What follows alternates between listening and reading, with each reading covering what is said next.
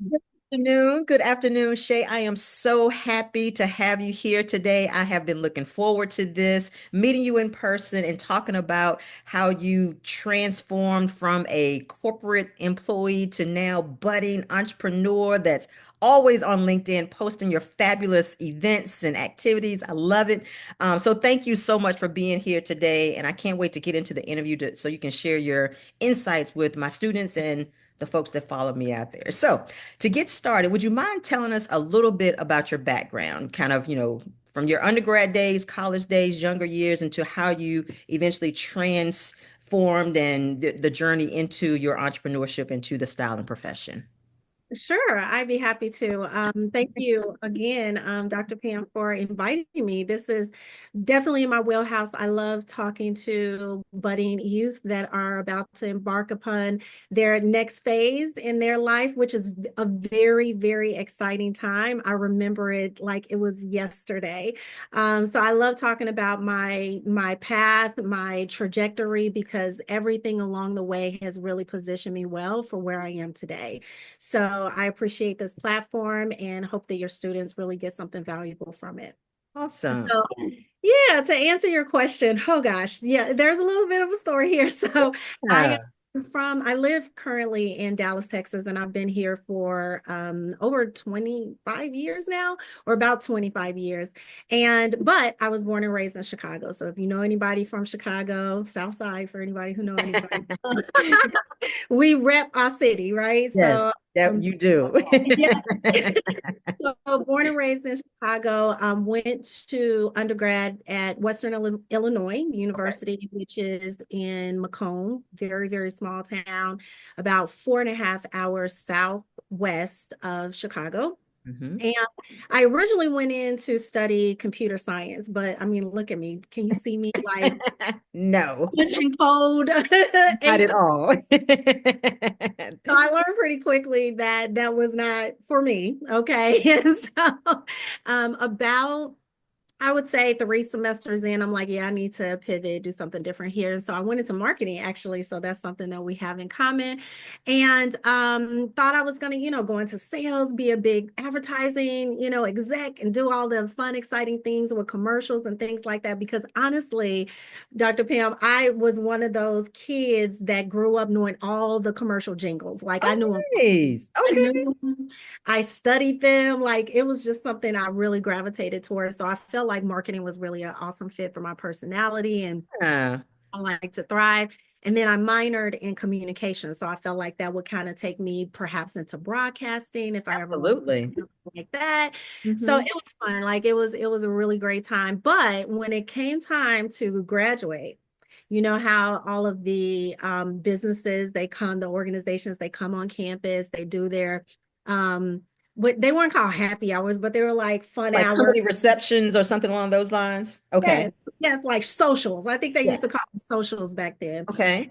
And, I went to Target social. Now I know that's a sensitive topic right now, but But Target came on campus, and back then Target was like the big deal. Like they were doing it big, actually very diverse. Like even the people that were representing the company at these socials were all from all walks of life and they were fun, engaging. They had music. I mean, we had a blast, and it just really drew me to them. And they recruited me in a role that was, it had a business college. So you okay. didn't really pick a track until after you learn all the different facets of the business. Okay. And lo and behold, I ended up and you shadowed every part of the business within the store you shadow. So from the back stock rooms to Yeah. the customer service desk to um on the sales floor, every aspect. And one of those aspects was human resources. They Okay. had us shadow the HR person who was in the stores. Hmm. So come to find out after, we did our whole, rotation, I found that I gravitated most towards the HR role. Okay. And it wasn't a shock, but it was in that I really didn't know what I was going to do with this opportunity with Target, but I knew that there were certain inherent qualities and skills that I had because I was a resident assistant for 3 years in Okay. college. You dealt with a lot of personalities. On. So like it A was perfect fit. great, like parallel, right? And synergy from what I had been doing all that time in my college career that I was like, this is such a, why didn't I ever think of human resources, while I was in there? Back then, I don't think human resources was, a very glorious type of, profession. I mean, people didn't look at human resources as being a fun thing to do. But I tell you, like I chose HR as my track. Okay.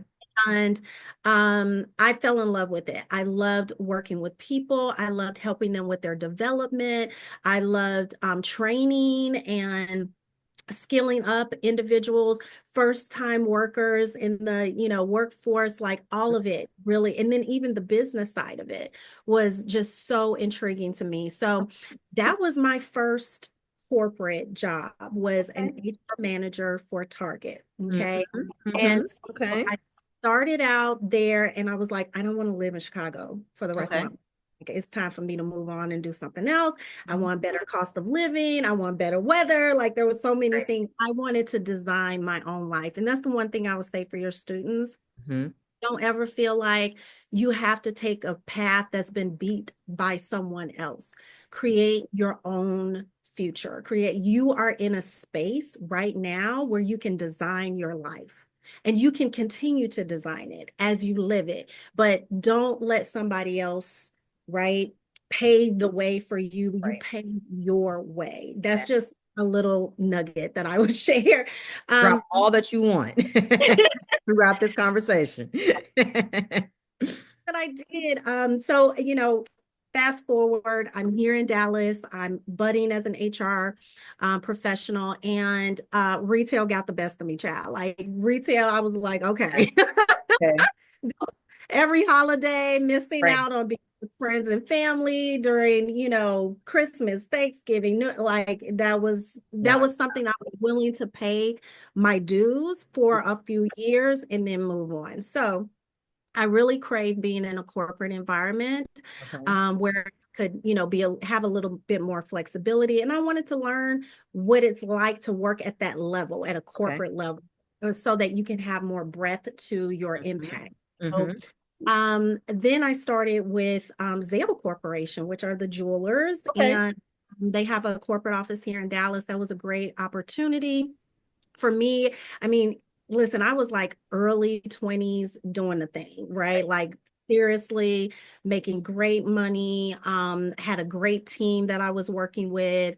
It was amazing. Mhm. Until Okay. I found myself in a situation where I was not appropriately compensated Okay. uh, in comparison to my non-Black counterparts. Okay. So it was something that kind of took me off of my balance, Mhm. right? Because up until that point, I hadn't truly experienced that type of disparate Mhm. um, treatment. And I don't even think, because I study HR, so I know how this stuff works behind the Right. scenes. I don't even think it was intentional.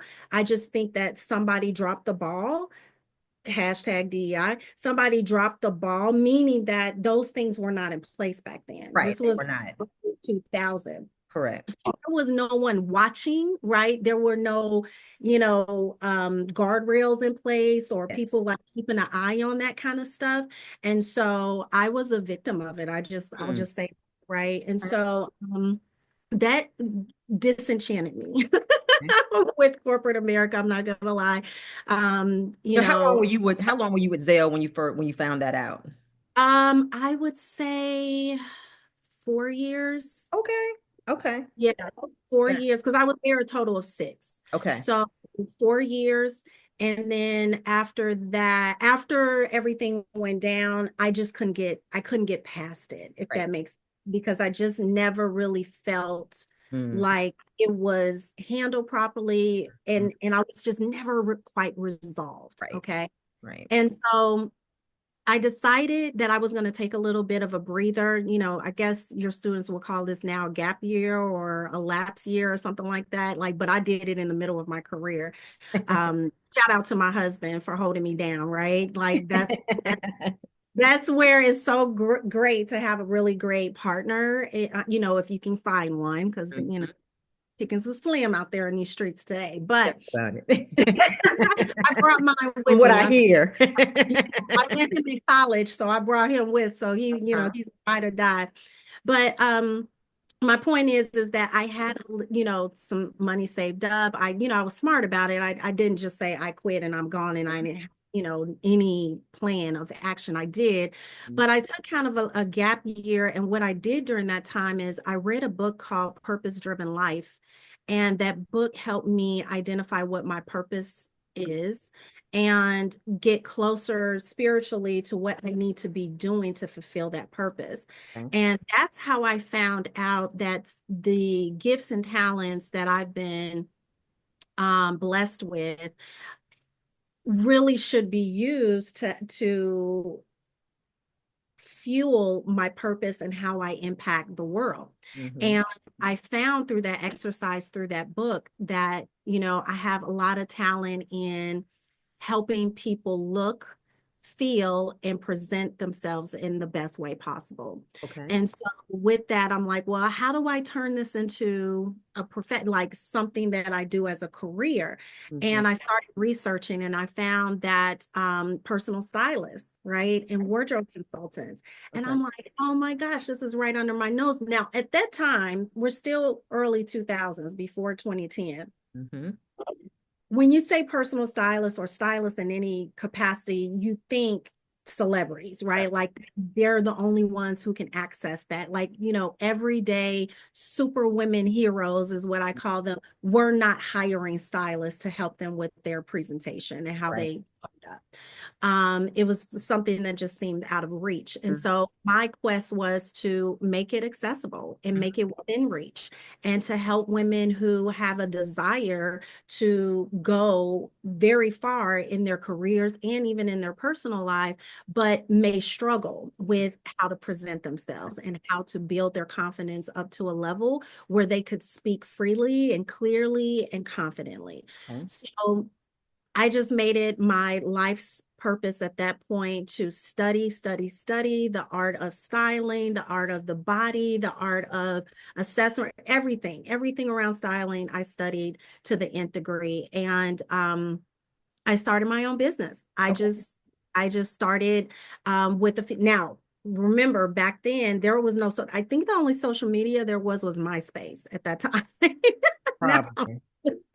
It was not as many as there are today. Let's just say that. none of what we have today was existing then. So Right. I was beating the pavement. Like I was going to, women's coffees and luncheons and conferences and think that was the only way to get my No self out connections. here. Mm. And so I did that for about a year and learned that I know you remember there was a economic downturn. Yes. Um, 2007, 2008, and that was Yeah. right in the thick of when I was doing this. And I just had to make a decision if I was going to go back to corporate or not to maintain my Right. lifestyle and stability that I had in my life. And I decided to go back. I went back to corporate on my own terms. I did it a little bit differently. And it afforded me a great opportunity, which I stayed in for 13 years. So Oh, wow. for Okay. 13 years, I worked for an amazing company. Mhm. I shifted through all of the different, HR functions, got Okay. to my dream spot, which was learning and development, supporting Okay. different business units within this organization. And I was living the dream. I really was, Dr. Pam. Like I was traveling, I had my Yeah. credit card, I had my per diem. I was working from home 6 years before COVID. Wow. So like I was Great. definitely living the dream. However, I started to find myself in 2018 waking up in the middle of the night, like I'm talking 2, 3 a.m. Hmm. with ideas and whispers from God that I was not living my life's purpose anymore. Wow. Okay. And it happened for so long that I was like, okay, I hear you. Right. Like you cannot ignore I that voice. cannot ignore it any longer. So I had a colleague, which you and I know, we share Mhm. acquaintances with, and I had seen her like take off from social media. Like she had started her business and grown to a multi-million dollar business Mhm. just by learning everything she, that learning the strategies and techniques and business Mhm. um, fortitude of how to build a business online to what she knows, Mhm. her talents and her gifts. And so I was like, girl, can you help me do that? Mhm. Like, I'm ready. Can you help me do that? And Mhm. she absolutely was on board, and I hired her as my business coach, and here I am. Within 18 months, I was able to replace my corporate income. And in 2020, I put my notice in, which that's a whole nother story within itself, because I put my notice in January and the world shut down in March. Right. Right. So most people would have ran right on back to that corporate cushy job, right? Instead Yeah. of, I did not. Mm. Um, I pushed forward, and God was there, and the blessings kept flowing. In fact, those first 2 years are still right now my best years in my business. Wow. I, Even when people were holding on tight to their money, their resources, and skeptical of everything, I soared during that time. So if there's another gem, um, when you know what you know about what you need to do, and it's not your area of expertise, is worth it. Mm-hmm. You're worth it to invest in an expert, Gotcha. okay, to Mm. help you get there. Right. Um, you have to learn how to staff your weaknesses. And so that's another little gem that I would lay down. So fast forward, here I am. I left corporate officially 2020. Here I am working up on 5 years. Okay. What Mhm. an incredible story. And as you were talking, I was taking notes because some of the things that you indicated was about your unexpected path. And even though you were in college, you majored in marketing, had a minor in communication, you went into HR. But then those can complement each other in that particular role because you still have to sell the company to potential employees and communicate. Yes, But you never had a clue that HR provided you with those options. So correct. that's another gem for students to say that everything, you might not know exactly what you want to do, but you're developing those skills at a younger age so that you're always prepared for the opportunity that comes your way. That's exactly right.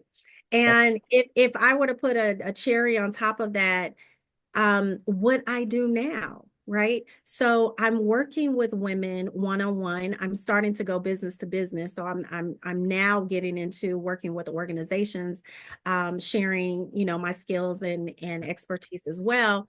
But all of that HR experience comes into play as I'm working with people every day in my business as well.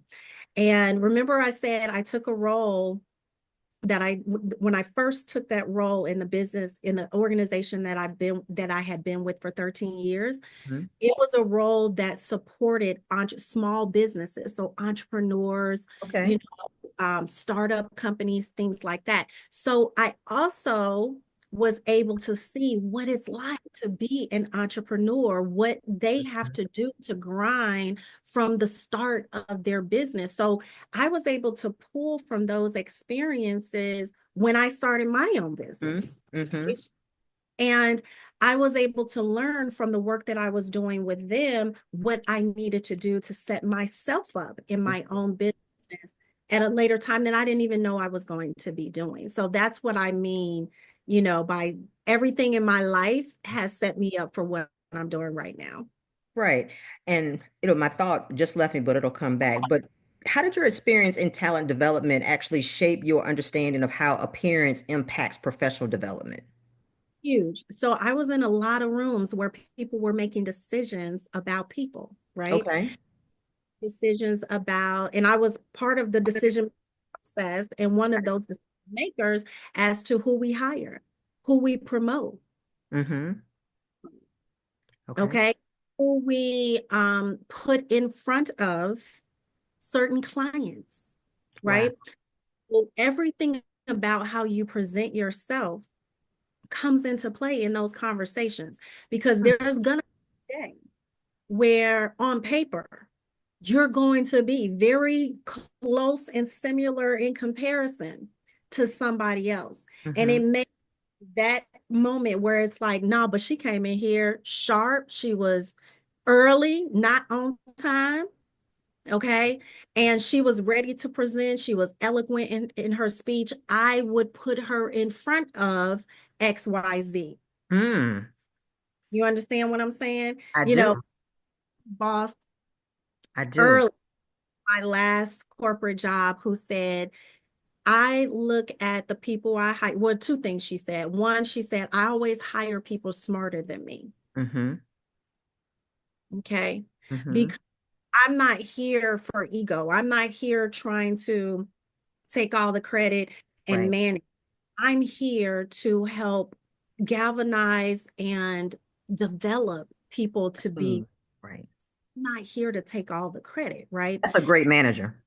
Oh, she was excellent. The second is I look at my team as my mom looked at me. You have to, you know, when you think about when you were growing up, and it's like, your mama made sure that when you went out in front of other family that you looked a certain way, like she like Always. make sure you want Vaseline on. No ash. No ash. make sure you present. So organizations are looking for people that they can put in front of other people to represent them. Do you Hmm. And so when I'm sitting in those rooms and I'm the HR manager giving my input, right, on the talent that we're going to be progressing in this business, that's definitely top of mind for me. Wow. Because if $1 million client or a $500,000 client, or somebody who's in a at a echelon that we need to protect that relationship, Right. I'm going to best foot forward, and that is how you represent yourself. No, that's a very interesting comment because I've had guest speakers come into my classes and they talk about the conversations that happen behind closed doors, but most of the conversations revolve around the topic of their performance and how they ask their inquisitive nature and their team player. But this is the first time that I've heard from an HR perspective that some of those other in like the intangibles, the soft skills, the things that you just don't put a lot of thought to. I mean, in terms of upward career progression into the way that you look and present yourself. But if you are to move up the corporate ladder, you do have to have a certain look and be able to represent the company in a way that is respectable. Makes Exactly. perfect sense. Alignment. That's the other thing. Mm-hmm. You know, people, I think most people say look the part, Look the right? Look the part. Um, and the part is not the same at every organization. The part right. is not going to be the same. So an executive over at company A may not be Mm-hmm. look like the executive over at company C, Correct. because you got startup tech companies, you got conservative bank companies, like you have different cultures. So you do need to be in alignment with the culture that you're trying to be a part of. And so recently I had the representatives from our career planning and development office come in and speak to my students. And so with this newer generation, a lot of students are saying, well, I want to work with a place that I can be me. And being me means dressing how they want to dress versus dressing how the corporation or their organization likes for you to dress. And so one of the things that the ladies indicated was that you need to work for them. They don't work for you. So you have to adapt to their culture. Now, when you first get there, adapt to their culture. But once you're there, you show them how you work, you arrive on time, you develop strong relationships, then you can start being a little bit of yourself. But at 21 and 22, you're going to have to adapt to the organization's culture, whether you like it or not, because they're paying you to do a job for them. And so I we get the roadblocks and we get the looks like, I don't want to work for them. I don't want to go there. But So I have a little bit of a conflicting viewpoint on that Okay. because, and people who really know me, they will tell you this. I will poke holes and stuff too. Like I'm a little bit of a different thinker sometimes about. Have to have different perspectives. Look at all the angles to be prepared for what may come at you. Yeah. So I'm glad you brought this up because it's got some really great stuff coming up that I really want your students to just consider. I'm not saying do this or don't do this. Right. I'm saying so one of the things that I made sure that I did as after I landed my job with Target. Now, remember, I said I was attracted to them because the energy, the vibrancy, like they were playing music like I Right. felt like that was the culture for me, Yes. right? And it was back then their tagline was fast, fun, and friendly. That was Okay, I like, remember that. Mm-hmm. yeah. And so I'm like, I can get down with that. Fast, fun, and friendly. I could totally get down with that. And All day. it was a it was a great fit for me. Um, I would say that if you know things about your personality and how you feel the most empower, okay, Mhm. empower, that you search for cultures that are in alignment with you. You don't just look for the job, Right. okay? If you do that, and this has been my experience, then you find yourself in cultures that are aligned with you. Mm-hmm. You find yourself in a situation where you have to, and a lot of people refer to it as code switch, right? Mm-hmm. To assimilate to the culture until you feel like you can be your full self. Mm-hmm. Well, that can cause a lot of dysfunction True. in terms of how you actually end up performing. Because when you are in the workplace and space, and it's time for you to be creative, and it's time for you to execute on the drop of a hat and all of that, if you're focused on, let me make sure I look how they want me to look, then that can deplete your confidence level, which can also impact poorly on your performance and your creativity. Mm-hmm. So thing is this. Remember, I said when I went back into corporate, I did it on my own terms. The way I did that is I went in with the mindset that I'm interviewing them. Mm-hmm. Okay. I'm going to bring them everything that my skills, my experience, my expertise. I'm going to put that out on the table. I'm going to make sure I'm professional in how I present that. But at the same time, I need to know if they're a right fit for me. True. I did that, Dr. Pam. Interviews got a lot less stressful. Mm-hmm.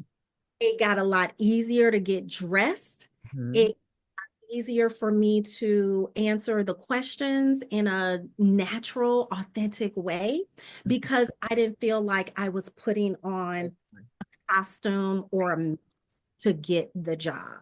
So my thing is this, and I get like right now the job market is tough, Rough. right?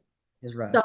you may find yourself vying for a job that's not completely in alignment with your, authentic self and all of that good stuff.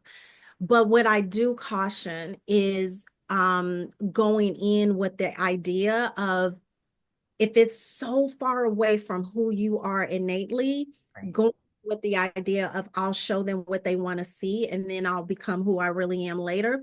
I think that you do yourself and that business a disservice long term. Mm-hmm. Facts. I think this generation, they are aware of that, and I think if they can take that, take more time to find the right alignment, they do. And for those that can't, they do what they have to do until they can do what they want to do. And so it's just a matter of, personal choice, but great perspective from either way. And I think I've suffered from that in my professional career as well, kind of, not being my true self in various environments. So when you talk about dressing for success, what are some of the, how can college students, because, especially those that are just getting ready to graduate in May, been a college student for 4 years, limited budgets, and not as many professional pieces or items in the wardrobe. how do you go from the club college look to now business casual professional look? Yes. There are several strategies, so get your pen and paper ready, ladies and gentlemen. All First ears. The first one is focus on the essentials. Don't get caught up in having, excuse me, a lot of pieces because you will go broke like that. Mhm. Or you will pick up a lot of things, and I'm going to talk about that in a second, that are poor quality, that's not going to last you, and also is not going to represent your brand properly. Okay. So focus on the essentials, the things that are easy to mix and match, the things that are simple yet versatile. Okay. So what I'm talking about are blazers, right? You want a nice fitted blazer. For the gentleman, you want a nice fitting sport coat or suit jacket. Okay. You want a suit. I mean, both ladies and men, you want one nice suit, nice quality, nice fit. Does And the it can color matter? I was about to say, you can start off with black or navy, Okay. depending on which one, you prefer. Some skin tones take to navy a little bit better than black. Sometimes black can be a little harsh. But black is, a great neutral, but so is navy. So open up your mind and idea to that. The second neutrals that, I would say if you were to get a second suit or a third suit would be like a tan, something that, has that neutral, creamy type tone. And there's different types of tans and creams and things in that family, but I would definitely go with that. And or gray. Okay. Different tones of gray too. You got your charcoal gray, your heather gray, you have, different ranges of gray, but Mhm. they're great neutral colors. So those I would definitely say. Or when I was in the tan family, you could do brown as Okay. well.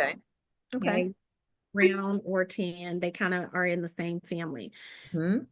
So your blazers, your suit, you need some shirts, some dress shirts. And ladies, you could do a button down as well. Okay.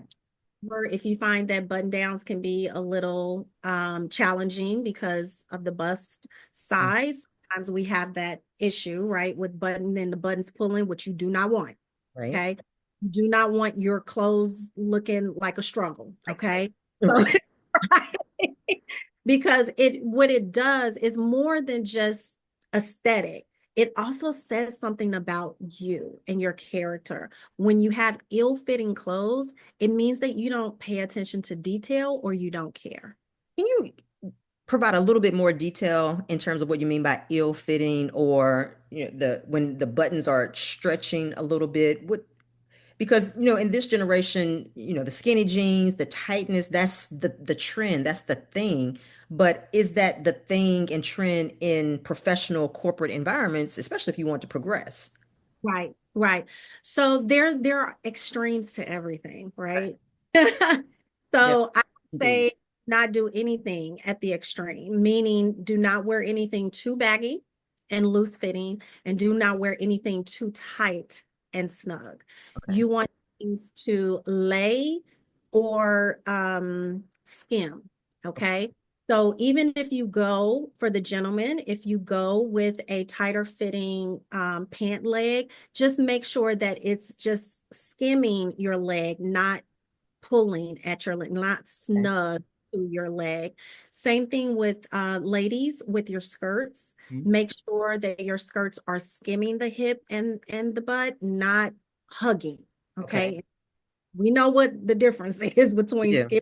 Mm-hmm.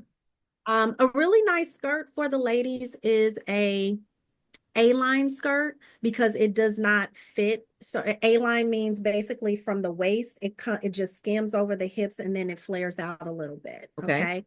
Well, A-line skirt is and it's universally flattering, right? Mm-hmm. So all types of body shapes, no matter what your size is universally flattering. The other type of skirt would be a pencil skirt. The pencil Okay. skirt, again, not too tight. It shouldn't be hugging. It should just be skimming. That Okay. can be flattering as well. In terms of blouses for the ladies, you don't want there to be anything pulling. You want a nice drape. You Mhm. want a nice, like even here, you see where I have the connection right there, but there's no gaping and pulling Right. and not too much material or fabric either. Like it's Okay. just really nice lay. Same thing with arms. Mm-hmm. So you, ladies and gentlemen, you don't want pulling, right? At the seams. You don't want your jacket to look like it's holding on for dear life, right? You want a nice fit. Your jacket seams up here should be right at the top of the shoulder, not further in and not way out. When you do your arm like this, it Mm-hmm. should have too much of an indentation. That means it's too small. Okay. Okay. Um, what else in terms of fit? Does that answer some of It those questions? does. It does. And in terms of color, so you mentioned the black, navy, grays, and the tans. Those are, very neutral, casual type of colors.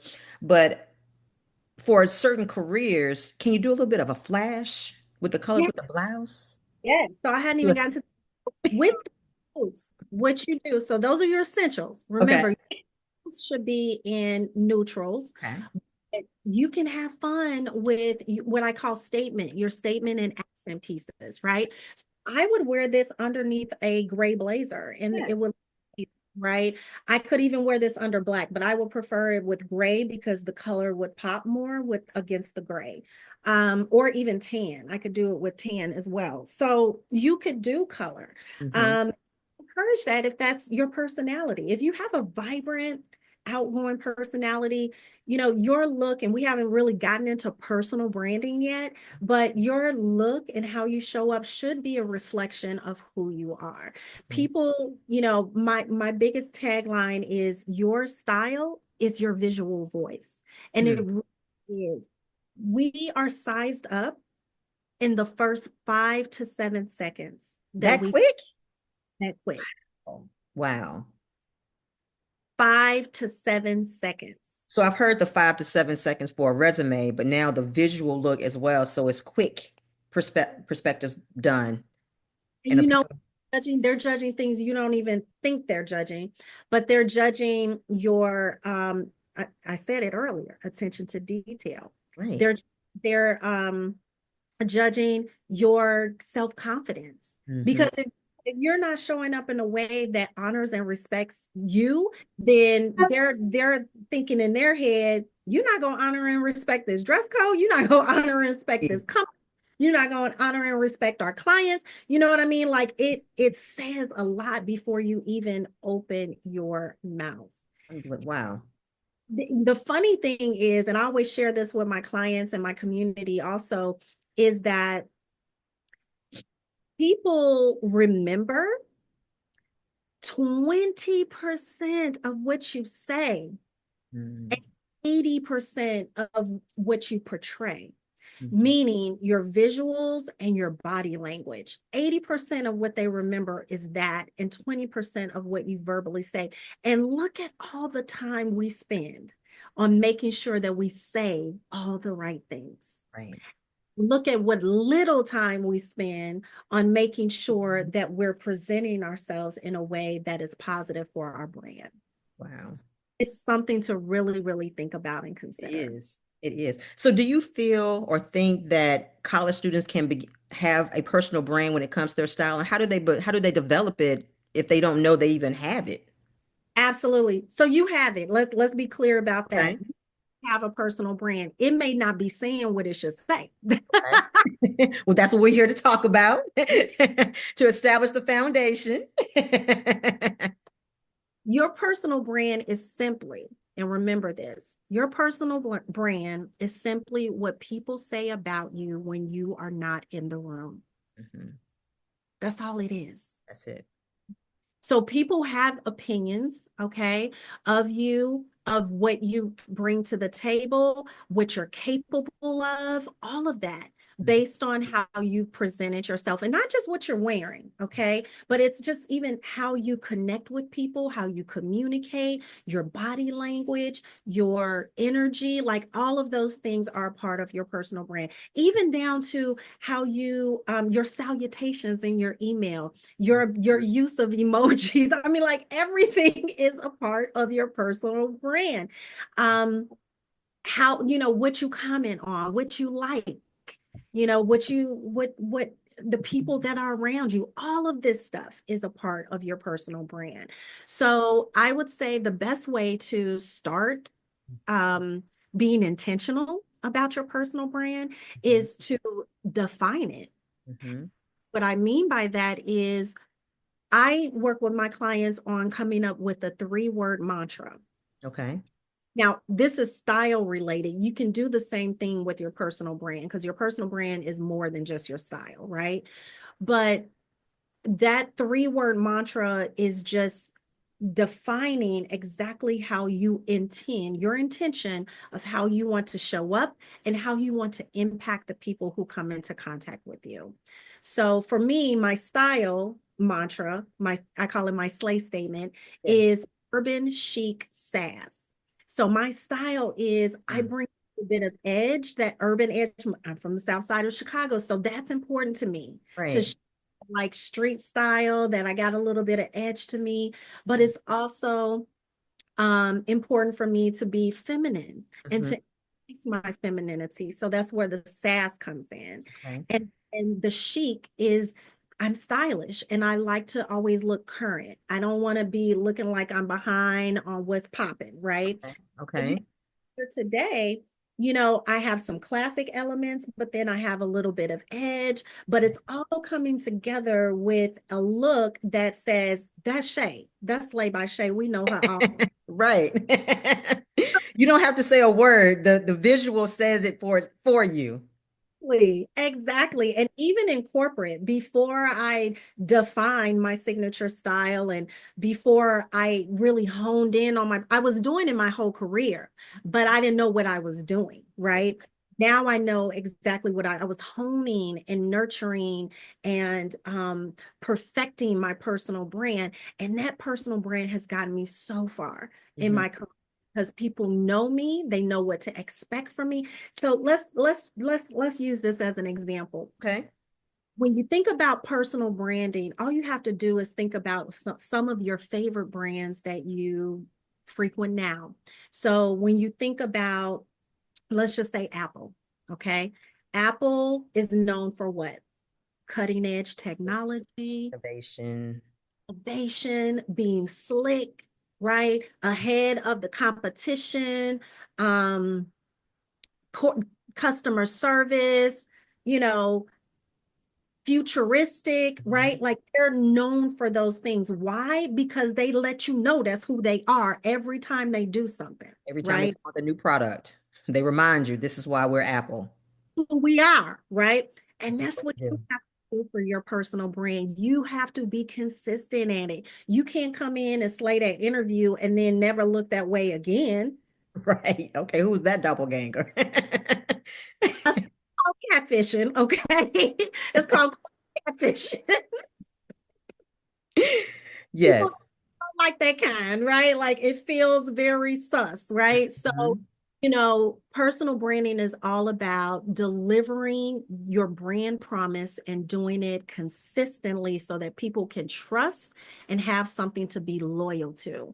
And it starts with defining it and being intentional about showing up that way on a consistent basis. And it is not something that ever stops. You Mhm. can't just say, oh, this is my personal brand. There we go. Check that mark and keep it moving. No, you have to stay dialed into it at all times in all communications and everything that you do, which is why it's important that you are authentic. And that's why I was drilling down into the authenticity Mhm. of making sure that you do find places and spaces that will honor and respect and celebrate your authenticity, because that's the only way you're going to be able to shine in a way that feels true to who you are and do it at an optimal level.